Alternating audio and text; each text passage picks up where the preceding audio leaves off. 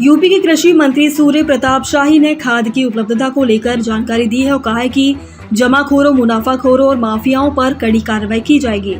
UP में खाद की उपलब्धता को लेकर मचे हाहाकार के बीच कृषि मंत्री सूर्य प्रताप शाही ने खाद की उपलब्धता को लेकर आंकड़े रखे हैं। उन्होंने कहा कि हम खाद की किल्लत नहीं होने देंगे, वहीं कालाबाजारी करने वालों के खिलाफ कार्रवाई की जा रही है। यूरिया बिक्री में लापरवाही पर श्रावस्ती के जिला कृषि अधिकारी निलंबित किए गए हैं। उन्होंने कहा कि महराजगंज, सिद्धार्थ नगर में कई लोग जमाखोरी करते मिले हैं। जिला प्रशासन ने माध्यम से उनके खिलाफ कार्रवाई की जा रही है। इसी तरह कुशीनगर और देवरिया में जांच की गई थी। पता चला कि ऐसे लोग 40-50 बोरी खाद ले रहे हैं, जबकि उनके पास कोई जोत ही नहीं है। इन पर कार्रवाई की जा रही है। खाद देने वाले लाइसेंस कर्ता को भी नोटिस दी गई है। कृषि मंत्री बुधवार को कृषि भवन में प्रेस वार्ता कर खाद उपलब्धता को लेकर जानकारी दे रहे थे। उन्होंने पूर्व मुख्यमंत्री अखिलेश यादव के आरोपों का जवाब देते हुए कहा कि उनके समय में किसान खेती नहीं कर पा रहे थे। उनकी खराब नीतियों के कारण योगी सरकार को किसानों का काफी बकाया देना पड़ा। अब किसान आत्महत्या नहीं कर रहा है, उनकी आमदनी बढ़ी है। 2016 व 17 में जितनी खाद वितरित की गई थी, उससे 2 गुना खाद इस साल किसानों को दी गई है। किसानों के लिए खाद की कोई किल्लत नहीं होने दी जाएगी। किसानों को कहीं जमाखोरों, मुनाफाखोरों और माफियाओं को पर कड़ी कार्रवाई की जाएगी। सीमावर्ती जिलों में भी निगरानी बढ़ा दी गई है।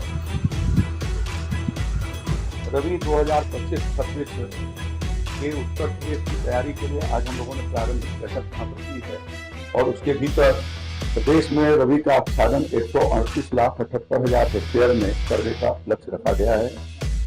वर्ष 2023-24 में 132,82,000 हेक्टेयर के भीतर रबी का आच्छादन हुआ था।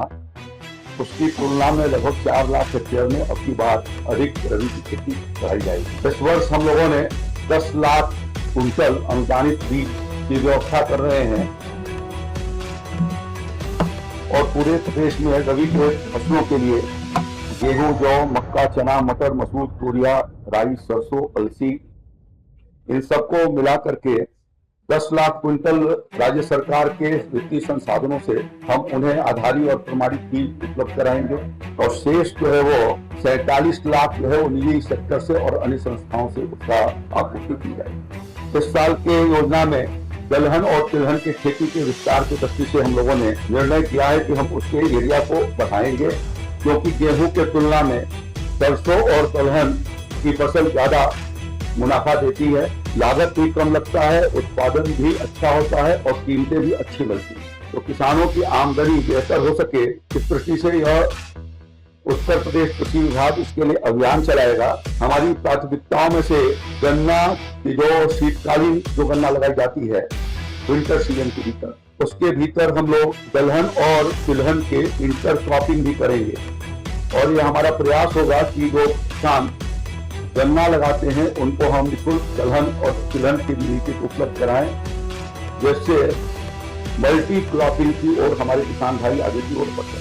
इस वर्ष हम लोग ये प्रयास करेंगे कि दलहन और तिलहन को के खेती को प्रोत्साहन किए जाने के लिए लगभग 12,80,350 मिनी किट किसान भाइयों को निःशुल्क उपलब्ध कराई जाए। इसके लिए अभी तोरिया बीज के लिए हम लोगों ने पोर्टल खोल रखा है और जो किसान लगाना चाहेगा वो उस पर आवेदन देगा और आने वाले जितने भी मिनी किट हमारे होंगे, जैसे 15 सितंबर के पहले हम लोग 10 सितंबर तक अपना पोर्टल खोलेंगे और किसानों से उस पर आवेदन पत्र मांगेंगे। टारगेट के हिसाब से उस जनपद के टारगेट के अनुसार यदि उनका आवेदन आएगा तो हम उसके अनुसार दे देंगे, अन्यथा उसके लिए लॉटरी निकाल करके और किसान भाइयों को वो उपलब्ध कराएंगे। रबी के लिए हम लोग फर्टिलाइजर की दृष्टि से भी विचार विमर्श किए हैं और रबी सीजन के लिए 41 लाख मीट्रिक टन यूरिया के लिए हम भारत सरकार से अनुरोध कर रहे हैं, करेंगे और इसी प्रकार से 17 लाख मीट्रिक टन डीएपी के लिए और 7,08,000 मीट्रिक टन एनपीके के 1.78 मीट्रिक टन एसएसपी के लिए और 84,000 मीट्रिक टन पोटास के लिए 2 लाख मीट्रिक टन पोटास के लिए हम लोग उनसे डिमांड करेंगे। हम लोगों ने खरीफ 2027 के दृष्टि से अब तक हमने 37,97,000 मीट्रिक टन यूरिया मंगाई, जिसमें से 32 लाख 7,000 मीट्रिक टन की